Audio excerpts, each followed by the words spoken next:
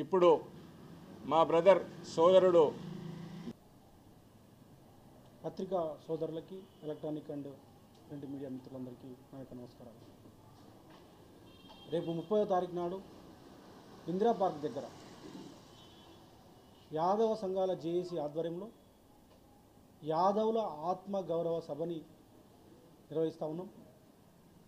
ఈ సభని జయప్రదం చేయాల్సిందిగా ఉమ్మడి వరంగల్ జిల్లా కుర్మ యాదవ మిత్రులకి మరి విజ్ఞప్తి చేస్తూ ఉన్నాం. మీరందరూ కూడా వందలాదిగా వేలాదిగా తరలి రావాలని చెప్పేసి కోరుతూ ఉన్నాం. ఇలా చాలా దురదృష్టకరం. కాంగ్రెస్ పార్టీ ఈరోజు క్యాబినెట్ ఏర్పాటు చేసుకొని 2 సంవత్సరాల తర్వాత మళ్ళీ విస్తరించుకొని ఇవాళ యాదవ కుర్మలకి క్యాబినెట్లో బెర్త్ లేకుండా చేయడం అనేది అత్యంత దుర్మార్గము, హేయమైన చర్య. ఇదందరూ కూడా యాదవ కుర్మలందరూ కూడా ఆలోచించాల్సిన అవసరము, సభ్య సమాజము ఆలోచించాల్సిన అవసరం ఉన్నది. ఎందుకంటే మీ అందరికీ తెలుసు, యాదవ కుర్మల చరిత్ర దేశంలో ప్రపంచంలో అతి గొప్ప సంస్కృతి చరిత్ర కలిగినటువంటి ఒక జాతి. భగవద్గీతని ఈ హిందూ మతానికి అప్పచెప్పినటువంటి గొప్ప శాస్త్రవేత్త, రాజు, దేవుడు అయినటువంటి శ్రీకృష్ణుడు జన్మించినటువంటి జాతి యాదవ జాతి. వేలాది సంవత్సరాలుగా ఈ దేశాన్ని పాలించినటువంటి పాలకులు యాదవులు. దేవగిరి కావచ్చు, కాకతీయ సామ్రాజ్యం కావచ్చు, గోల్కొండ కావచ్చు, ఇట్లా చెప్పుకుంటూ పోతే అనేక గొప్ప చరిత్ర ఉన్నటువంటి యాదవ జాతి ఇలా క్యాబినెట్లో చోటు లేకపోవడం, ఆ క్యాబినెట్లో చోటు కోసము మేము దేవీరించడం అంటే ఇది చాలా దురదృష్టకరమైన విషయం అని సందర్భంగా చెప్తా ఉన్నాం. అందుకోసమే కాంగ్రెస్ పార్టీ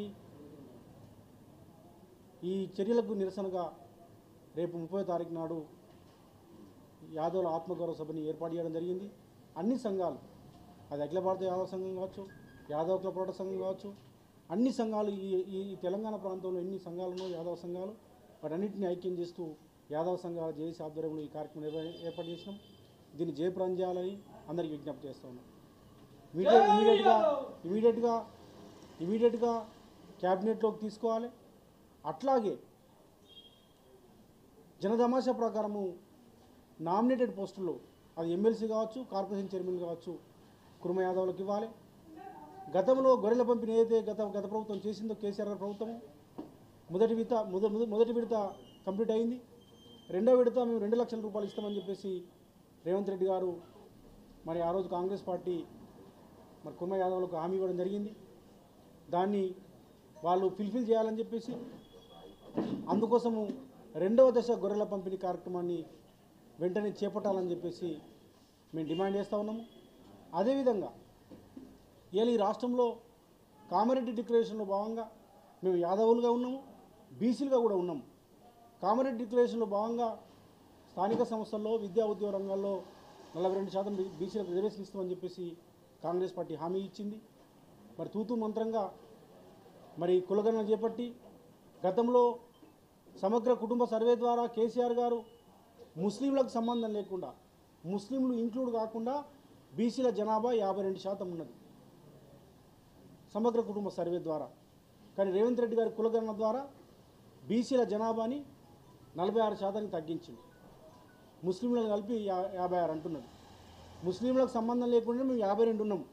అది కేసీఆర్ గారి సమగ్ర కుటుంబ సర్వే. అంటే 5% బీసీలకు తగ్గించడం జరిగింది. తగ్గించి దాన్ని ఢిల్లీకి పంపించి బిల్లు ఆమోదిస్తున్నామని చెప్పేసి పెద్ద ఎత్తున సీట్లు పంచుకొని ప్రచారం చేసి పటాకులు కొట్టుకొని మరి ఢిల్లీకి పంపిస్తున్నాము, తాంబూలం ఇచ్చాము, తన్నుకు సావండి అన్నట్లుగా ఆపరేషన్ సక్సెస్ పేషెంట్ డెడ్. తీరా ఏం జరిగిందిరా అంటే బీసీలకు రిజర్వేషన్ రాలేదు. నిన్న మాట్లాడతాడు పీసీసీ అధ్యక్షులు, మేము పార్టీ ద్వారా 42% ఇస్తామని చెప్పేసి మాట్లాడతారు. మీరు పార్టీ ద్వారా ఇస్తామని చెప్పలేదు మిత్రమా. రేవంత్ రెడ్డి గారు మీరు పార్టీ ద్వారా ఇస్తామని చెప్పలేదు. మీరు స్వయంగా అధికారంలోకి రాగానే 6 నెలలలోపు కులగణన చేసి మేమే ఇస్తామని చెప్పిండు. ఇప్పుడేమో ఢిల్లీ ఇస్తుంది రాజ్యాంగ సవరణ చేయాలని చెప్తా ఉన్నారు. కాబట్టి మేము డిమాండ్ చేస్తూ ఉన్నాము 42% విద్యా ఉద్యోగ రంగాల్లో స్థానిక సంస్థలు రిజర్వేషన్ ఇవ్వాలి. ఇంకొక మాట, చివరి మాట, యాదవులకి మంత్రివర్గంలు ఇవ్వాలి. మా యాదవులతో పాటు ఇలా బీసీలుగా ఉన్నాం, మేము 52% ఉన్నాం.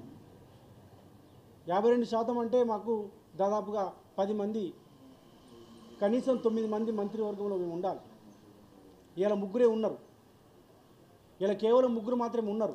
అది మొన్న మా ముదిరాజు వాకాటి శ్రీహరి ముదిరాజుతో కలిపి ముగ్గురు, కొండా సురేఖమ్మ వారు పద్మశాలి సమాజ వర్గం నుంచి ఉన్నారు, పొన్నం ప్రభాకర్ గౌడ్ గారు వారు గౌడ సమాజ వర్గం నుంచి ఉన్నారు, వాకాటి శ్రీహరి ముదిరాజు సమాజ వర్గం.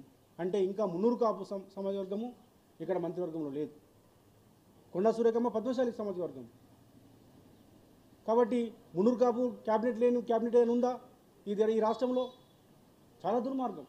ఒకనాడు కాంగ్రెస్ పార్టీని కేకే గారు కానీ డిఎస్ లాంటి వాళ్ళు అధికారంలో తీసుకెట్టిన చరిత్ర మున్నూరు కాపులకు ఉన్నది. కాంగ్రెస్ పార్టీకి వెన్నుముకగా మున్నూరు కాపులు ఈ రాష్ట్రంలో ఉన్నారు. అట్లాంటి మున్నూరు కాపు సమాజ వర్గానికి ఇలా క్యాబినెట్లో మంత్రివర్గం లేదు, మంత్రివర్గంలో స్థానం లేదు. అట్లా ఎంబీసీలుగా దాదాపుగా సగం ఉన్నారు బీసీలలో. మరి వాళ్ళకి గతంలో వైఎస్ రాజశేఖర రెడ్డి కాలంలో ఇక్కడ ఉన్నటువంటి బసవరాజు సారయ్య గారు, ఆయన ఒక ఎంబీసీ కులానికి సంబంధించిన వ్యక్తి మంత్రిగా ఉన్నాడు. మరి ఈరోజు కూడా ఆ ఎంబీసీలకు సంబంధించినటువంటి వ్యక్తి మరి షాద్నగర్ ఎమ్మెల్యే శంకర్ గారు ఉన్నారు. మరి వారికి మరి మీరు మంత్రివర్గంలో స్థానం కల్పించాల్సిన అవసరం ఉంది. అంటే ఎంబీసీల నుంచి ఒకరికి ఇవ్వాలి మినిమము, అట్లా మున్నూరు కాపు నుంచి ఇవ్వాలి, యాదవ్ నుంచి ఇవ్వాలి. కానీ మీరు మళ్ళీ వచ్చే క్యాబినెట్లో ఆయనకి ఇస్తా, ఈయనకి ఇస్తా, మా చుట్టాలకి ఇస్తా, పక్కాలకి ఇస్తా అని చెప్పేసి ఇవన్నీ నడవై బీసీలు గమనిస్తున్నారు, యాదవులు గమనిస్తున్నారు. ఖచ్చితంగా వీటన్నిటికి నిరసనగా రేపు ఇందిరా పార్క్ దగ్గర చలో హైదరాబాద్ కార్యక్రమాన్ని అందరూ జయప్రదం చేయాలని చెప్పేసి బీసీ జనసభగా యాదవ సంఘాల జేఏసీగా మీ అందరికీ విజ్ఞప్తి చేస్తాను. ధన్యవాదాలు. ఇప్పుడు ఒకటి పోస్టర్ ఆవిష్కరణ ఉంటుంది.